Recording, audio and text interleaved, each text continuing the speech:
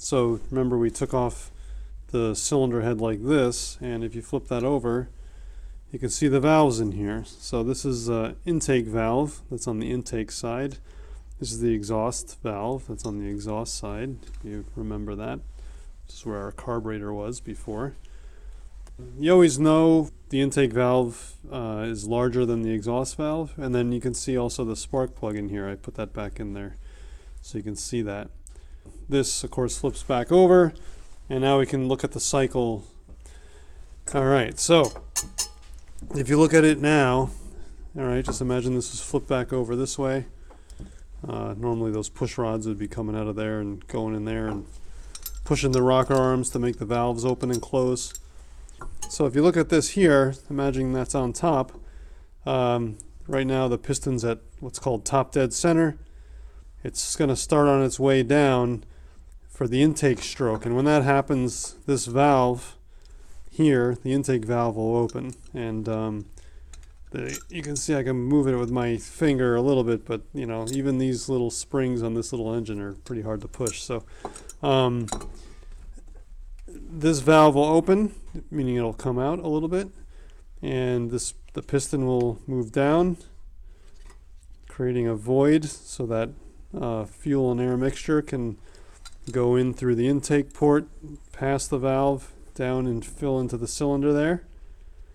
And then the valve will close, and then the piston will start coming back up in what's called the compression stroke. As the name implies, it compresses the fuel and air mixture into a really, really tight space right here, just basically the space between the top of this and this little small space. And at that point, it's under high pressure. The temperature's risen a lot as well, just because it got compressed, which we can talk about during one of our nerd level discussions later. But basically, everything's squeezed real tight, and the tighter you can squeeze it, that's good for more power or more efficiency.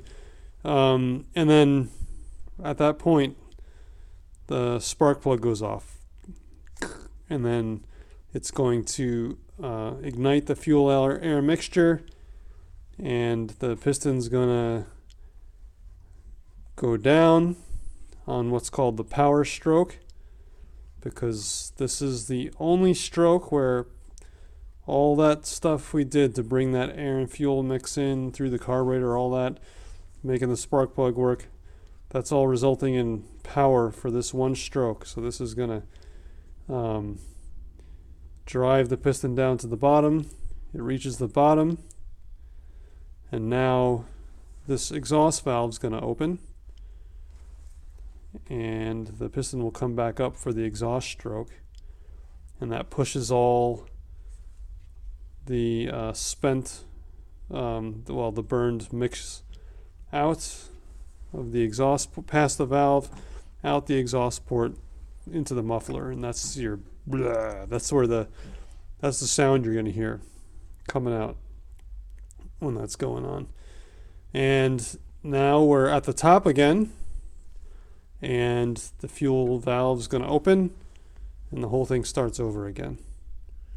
So again, that was fuel valve opens, piston goes down for the intake stroke, fuel valve closes, piston comes up for the compression stroke, squeezes everything real tight into a tiny little space, spark plug goes off, igniting the fuel air mixture. Of course, it's going to expand really rapidly and drive the piston down for the power stroke.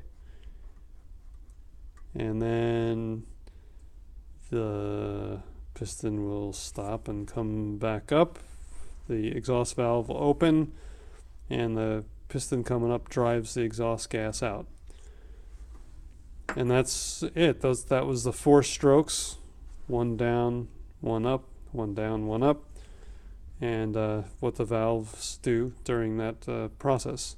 So that's why they call it a 4-stroke engine. Thank you.